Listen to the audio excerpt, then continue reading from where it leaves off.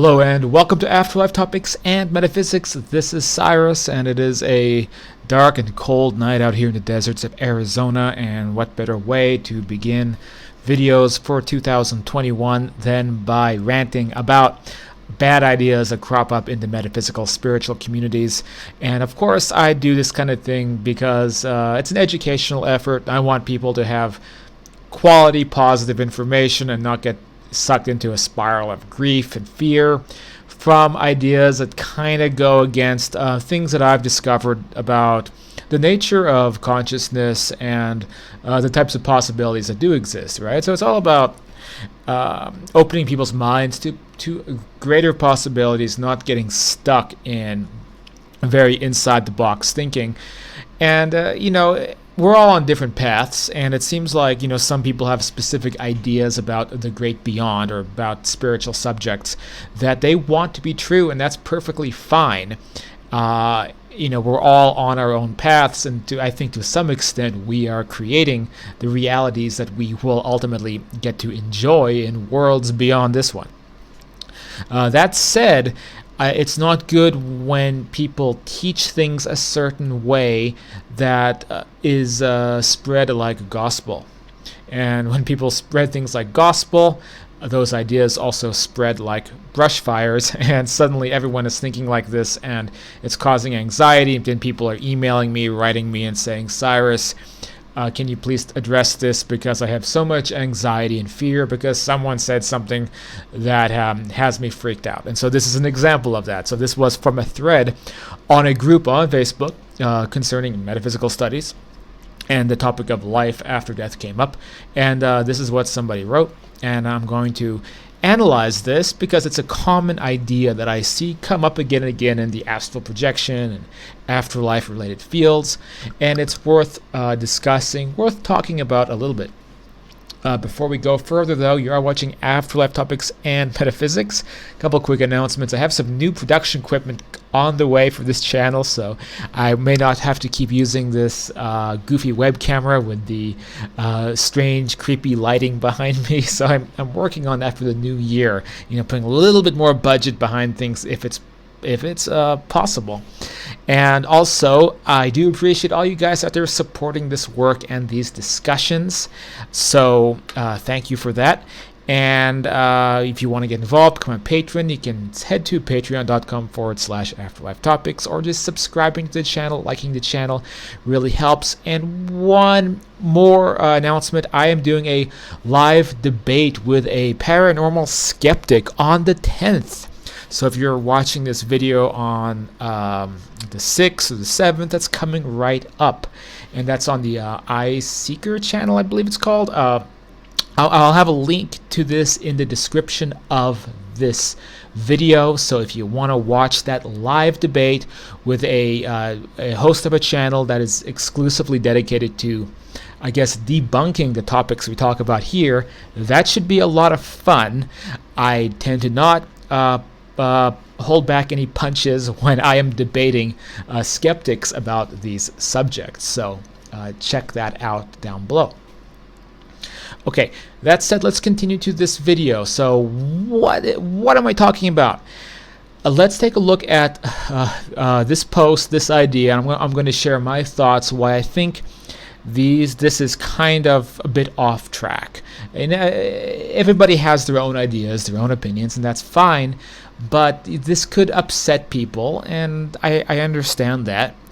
And let's take a look. This is the context, of course, of the afterlife, or contacting spirits, or how we should not interfere with people who cross over, because this writer says the thing with contacting the dead is that outside of a gravity well, time does not exist. Only the living experience linear time. There you go with an absolute statement. We don't know if that's true. Also, the part of us that incarnates into a particular life or personality is only a tiny part of a whole, which may be true on a metaphysical level when we talk about the higher self and things like that, but let's just kind of observe how an idea which could be true, a metaphysical concept that's popular in the New Agey fields, how something like that could be true, but watch how it sort of gets distorted into something else. So when we are contacting the dead, we are merely speaking with an echo, or even at times a non-corporeal being that is masquerading as a loved one. The best we can do is let our dead move on. It does them no good and us either. ETs are an altogether different vibration, but both are affected by our own vibration levels and expectations.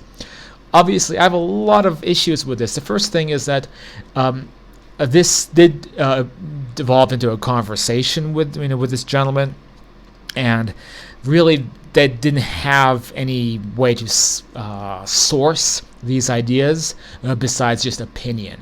So there's not actually evidence behind this. So when we're talking about communicating with the dead, we can look at books like Hello from Heaven by Bill and Judy Guggenheim. We can look at, of course, the NDE research, the works of people like Moody or Kenneth Ring, Jeffrey Long. We can look at research into deathbed apparitions, people who see and talk to deceased family members as they are crossing over. We can look into evidential mediumship research. And there's many things that I talk about on this channel that involves direct communication with deceased people. One of those is also astral projection, which is kind of my area. It's what I teach and coach people on and kind of write books about. And astral projection also opens up a doorway to communicating with people on this other side. So those of us involved in these areas, involved in this research, we know that not only is it possible to communicate with our deceased loved ones, it actually happens a lot to a lot of people. And it can change the most dyed-in-the-wool skeptic into a believer when they get that experience, that true experience of having an ADC, an after-death contact. And I've had this happen many, many times through my experiences that I've chronicled on this channel and my books. So as we can see, there's a lot of reasons that these assumptions are fishy. And I'll just break it apart a little bit more. So he says, the part of us that incarnates into a particular life or personality is only a tiny part of a whole. True. So when we are contacting the dead, we are merely speaking with an echo. So this is one of those, I guess the logical fallacy would be non sequitur, like it does not relate. It has no correlation to the prior part of the sentence. Maybe I'm getting that wrong. I got brushed up in my undergrad philosophy course maybe, but I think you get the idea. It's like because we're part of a tiny part of a whole, this guy is making that as a conclusion that therefore the lesser part of a whole is no longer relevant or disappears or no longer cares about the life that it once had. But really, as it turns out, what we're looking at is, we can expand our consciousness into higher levels. We can zoom out to a macro perspective and maybe experience God. And then we can zoom into a micro perspective and experience I guess you could say, the cells of God, the little individual specks that are also infinitely important, which are the individual souls that are you and me.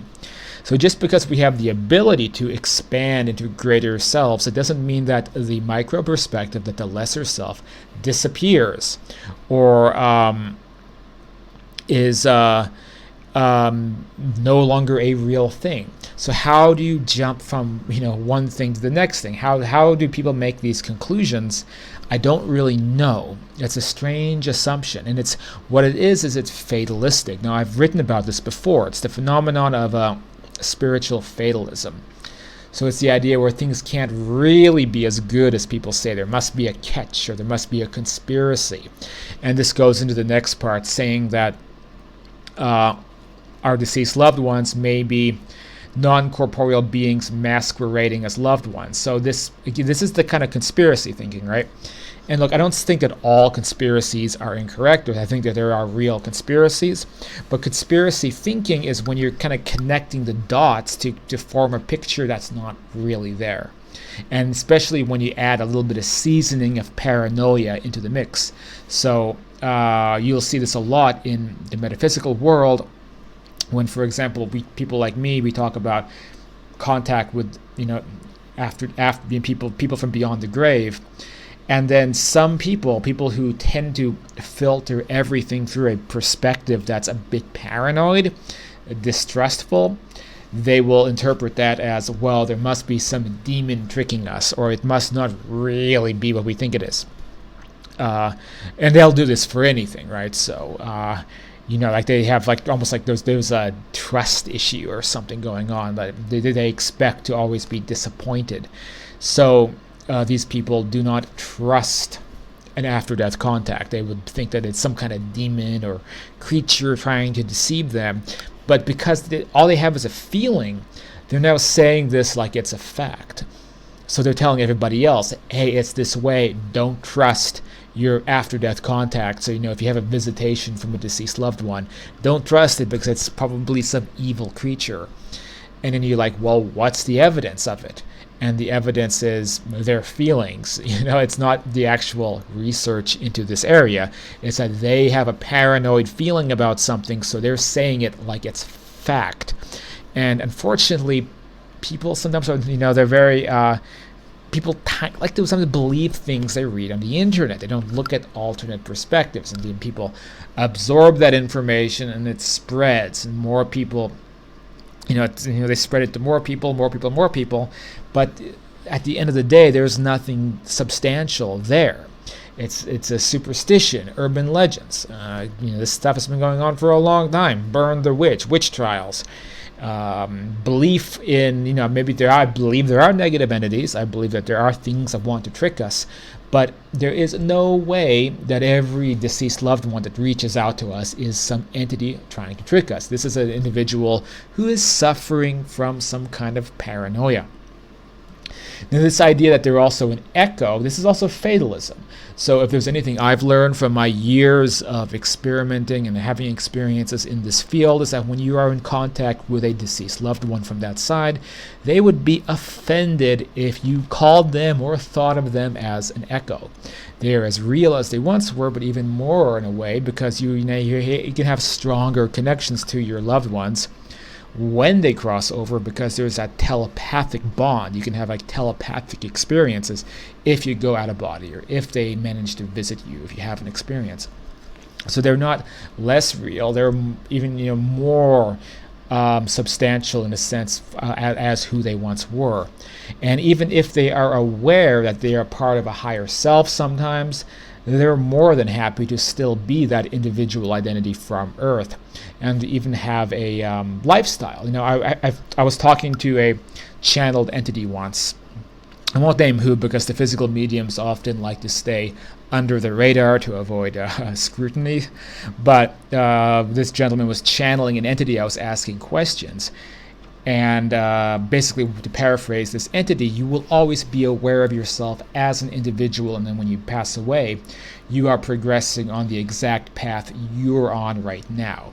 So the moment that you're alive on this earth to the next day when you cross into the astral spectrum, you're going to have all the full memory of who you were, and it's going to be like another day has passed, but now you're in a whole new environment, trying to get your bearings, because progression happens on an individual basis. You're only aware as far as your consciousness will go. And then it's up to you to expand your mind to begin getting in touch with past lives or your higher self. But this doesn't happen until much later. And it's also inaccurate to say that only the living experience linear time. First of all, note this guy's language, only the living, as if there's the living and the dead. People in other dimensions are not the dead. They are the living as well. Just like we are the living, they are still living. Okay, so this is kind of a Hollywood direction he's going. The world of the living versus the world of the dead. It's not really how this works. So the time debate is complicated. I've probably talked about this in past videos. But it's very premature to say that there is no linear time. What happens is I think linear time can be altered and shaped. I sometimes use the analogy of like the timeline. If you use an editing software, you can zoom into 1 second, and you can make that 1 second stretch out as you do cuts on that 1 second of footage.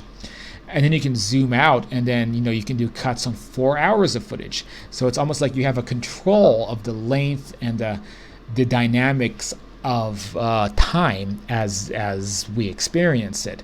And these are almost like fourth dimensional abilities. So when the deceased say there is no time, they mean that time is malleable, but it doesn't mean that 1 second does not precede the next second, or you don't have normal experiences, or they're not aware of time passing in our context. They are capable of doing all these things. So again, the point is that there's a lot of misinformation in what this guy was saying. I see a little bit of possible Tom Campbell influence going on here, and a lot of this is conjecture. Some of it is interpretations of like certain maybe Far Eastern philosophies or mysticism, maybe some theosophy tossed in. But at the end of the day, it's kind of like a belief system that's not really based upon real experiences or substantial things in this field. It's like, I don't know, it's a little bit like a quasi, the prototype of some kind of religion or something, right? Like the belief system of the living versus the dead, and we must move on from the dead as they, ascend into higher beings, and that ghosts and after-death contacts are all evil spirits. It's like some kind of prototype religion, and I wouldn't fall for it.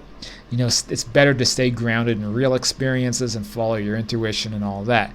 Now look, but if this really resonates with you, I'm not saying it's wrong to think like this. I'm just presenting my perspective, the way I see it from my own experiences, okay? And it's perfectly fine. This gentleman is happy to, I'm happy for him to come on Afterlife Topics on the Facebook group and share his opinions, and we can hash it out, debate it. That's fine. I don't have an issue with that. And we're all on the same team, and this guy's on the same team as well. It's just when someone who's grieving reads something like this, it's like, crushing, and it may ruin someone's ability to take seriously a contact from a deceased loved one, because they'll be remembering what this dude is saying, and then they will distrust their experience, or they will distrust the person contacting them, and on and on. So there's no reason to take on a belief system like this that's going to be a net negative to your life, right? If it's not going to contribute anything, and it's not based on anything, and it's not based in fact, why pick up an idea like this? And a lot of people do. A lot of people, I've heard, the reason I'm featuring this is I've heard variations of this argument many times since I began debating these subjects on the internet probably 20 years ago. So people do start thinking this way, and it's fine, whatever anyone wants to think, but I feel like it's my obligation to challenge some of these things. So that's it for this video. I hope this was of some use to you. Please leave a comment down below what you think. Do you agree with this guy? Do you not agree with this guy? What did you think of my point of view? Why do people come up with these ideas? Is there an origin of them? Is it theosophy? Or what are people studying to come to these conclusions?